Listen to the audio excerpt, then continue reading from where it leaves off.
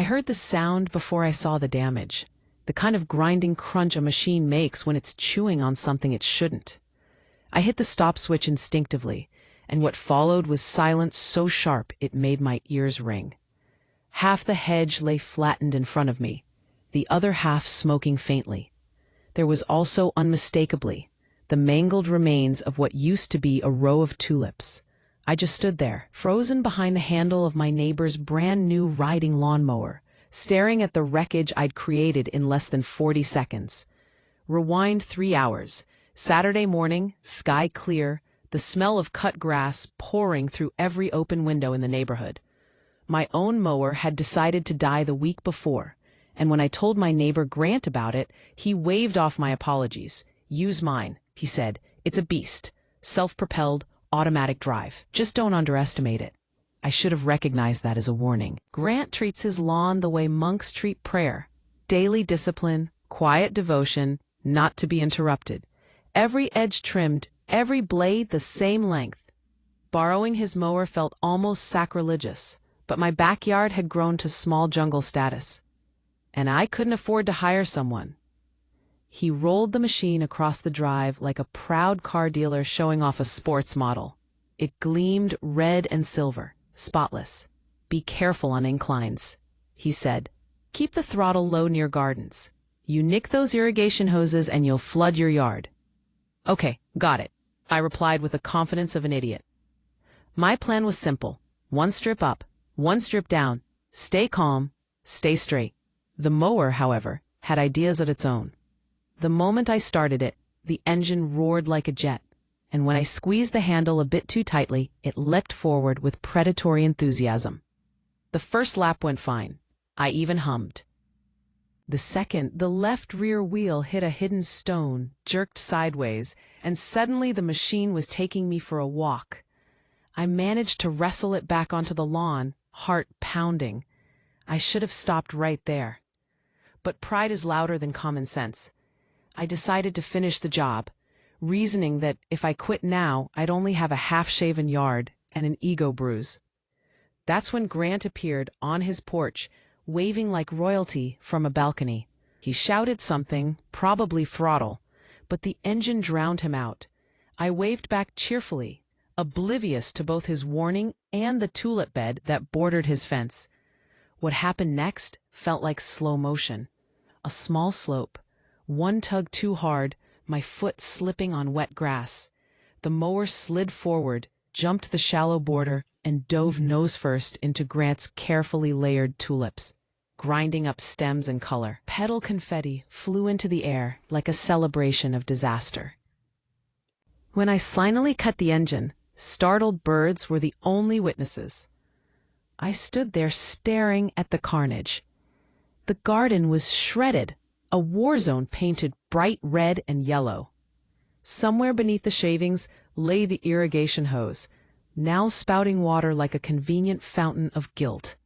And then came the voice. "You're kidding me," Grant said. He was already halfway across the yard, expression halfway between incredulous and murderous. I can fix it," I stammered. Useless words. He looked down at the scene, took in the mower, the ruined tulips, the geyser of sprinkler water, and then at me. "Turn off the valve," he said flatly. That was worse than yelling. It was total disappointment distilled into a calm sentence. We spent the next hour bending over that mutilated flower bed together, the oppressive silence broken only by the hiss of water draining. Chips of clay pots floated by like miniature rafts. I tried to lighten the mood, muttering something about, "At least it's aerated now," but his glance suggested that joking was premature. Finally, he sighed, sat back on his heels, and said, "Those were my wife's tulips. She's out of town." He didn't have to add what I already knew. She planted them by hand every spring. Same color order, same lineup. I offered to replace everything, to buy new bulbs, new soil, whatever he needed. He nodded slowly. "You're going to have to," he said, "and you're going to help me do it." Then, without particular malice, he added, "You're lucky I like you." When he marched the mower back to his garage, his silence felt heavier than words. At dinner that night, I couldn't taste anything. the sound of grinding petals replayed on loop. At 2 a.m., I sat up in bed, searching for garden supply shops that opened early. By noon on Sunday, I had a trunk full of tools I didn't know how to use. Spade, rake, fertilizer bags, and 24 tulip bulbs that may or may not have matched his original color pattern. Grant met me outside without saying a word. His clipped nod meant, "Start digging." We spent the next 6 hours side by side, him quietly directing, me sweating through guilt. At first, every attempt I made felt wrong. The holes too shallow, the bulbs too close, but eventually the rhythm caught. I noticed small details I'd ignored before. The texture of soil, the scent of damp earth, how deliberate Grant's movements were when placing each bulb.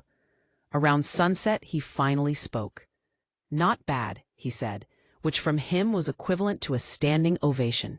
He stood, wiping dirt from his hands, and looked across the yard. The rows were uneven, but the colors glowed in the fading light. My back ached, my arms shook. Still, something inside me felt repaired. "Guess I owe you a new hose," I said. "You owe me dinner," he answered. We ended up at the small diner 2 blocks away, both too exhausted to stay angry. Over burgers and iced tea, he told me about how his wife had started gardening after her chemo ended, how every spring she called those tulips her comeback tour. The words sank heavy in my stomach. "And you lent me the mower anyway?" I asked. "Seemed neighborly at the time," he said with a half smile. When we returned home, the streetlights were flickering on. Standing there, surrounded by freshly turned soil, Grant patted my shoulder. "You ever need the mower again?" he said. "Just remember to steer it on the lawn." I nodded, promise wrapped in shame. 3 weeks later, the first shoots broke through, tiny green spears pointing toward forgiveness. Every morning I checked their progress, as though they were mine. When Grant's wife came back, her delighted shout carried across both yards. She never mentioned the disaster directly, only told me she'd heard I'd helped plant this year's miracle. I bit back the confession that I'd almost been the miracle's killer. Now each spring, I help plant the tulips anew. Grant insists on calling it tradition. I call it penance. Either way, every time that mower engine starts up across the fence, a part of me flinches, then smiles, because some mistakes, once repaired by hard work and shared silence, loom far brighter than the garden that came before them.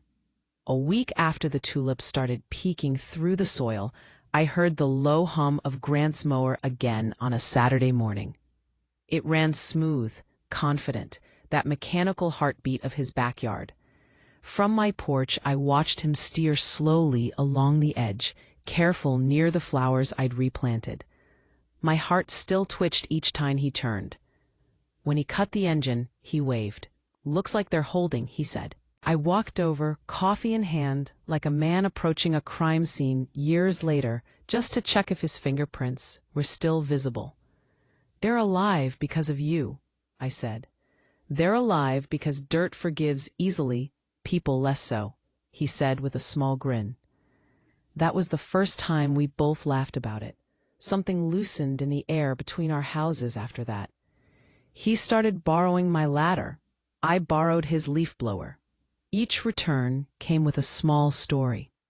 Some self-deprecating note of trust rebuilt. That summer, we built a new wooden border along his flower beds. It was part repair, part insurance. His wife, Anna, joined in, her laughter frequent, her instructions precise. She never mentioned the accident outright, but one evening, while we packed away tools, she said gently, "You gave these flowers more attention than anyone else ever has." I started to apologize again, but she waved her hand. Planting them was healing. Forgiving you was easier than forgiving what my body put me through. I understood then why Grant had guarded that garden so fiercely. It was more than decoration. It was proof of survival. Autumn arrived. The tulips faded gracefully, brown leaves curling into earth again. Grant invited me over one evening for ribs and football. We sat by his back porch heater, surrounded by the quiet of a yard about to sleep for winter. "Never thought a busted garden could end up this decent," he said. I raised my beer. "To collateral beauty." He chuckled. "To not borrowing power tools unsupervised." Over the next months, our friendship grounded itself in those small exchanges. On snowy days, we shoveled each other's driveways. When my water heater leaked, Grant loaned me every wrench he owned and hovered tolerantly while I learned how to use them. There was an unspoken agreement that mistakes could become lessons if you did the fixing together. Spring came back early. The new tulips burst out fast, a riot of red and gold so vivid cars slowed down to look. A local gardening club stopped by one morning, asking permission to feature the yard in their newsletter. Grant smirked, told them his assistant landscaper deserved most of the credit, nodding toward me. Their cameras clicked while we stood shoulder to shoulder, two accidental gardeners immortalized for symmetry. Later, as we drank lemonade on the porch, I asked him if he'd forgiven me fully. He leaned back, eyes half closed. "The first week? No. The first bloom? Maybe halfway. The day Anna smiled again out here? Completely. You can destroy order in a second, kid." He still called me kid, though I was 30. But putting it back together with someone earns you family. The following year, I bought my own mower, a modest push-type machine that looked less like a rocket on wheels. Grant came over to inspect it, offered unsolicited tuning advice, and insisted we christen it by running a strip down my front yard. He walked beside me the whole way, hand resting lightly on the handlebar, making sure the cut was straight. It was. Afterwards, he clapped my back. "You're certified now," he said. Sometimes on evenings when the smell of cut grass drifts in, I'll glance at the line of tulips glowing under the sunset. They've long stopped being a reminder of guilt. They're a marker of seasons that can grow back, even after being shredded. Every petal feels like a quiet handshake between regret and redemption. Grant's mower still roars every weekend, and occasionally, when he's away, he leaves a note stuck in my mailbox. "If the grass gets too tall, you know where the key is." I haven't needed to use it yet, but knowing he trusts me to borrow his pride again feels like the truest sign that the garden and its gardeners have both healed.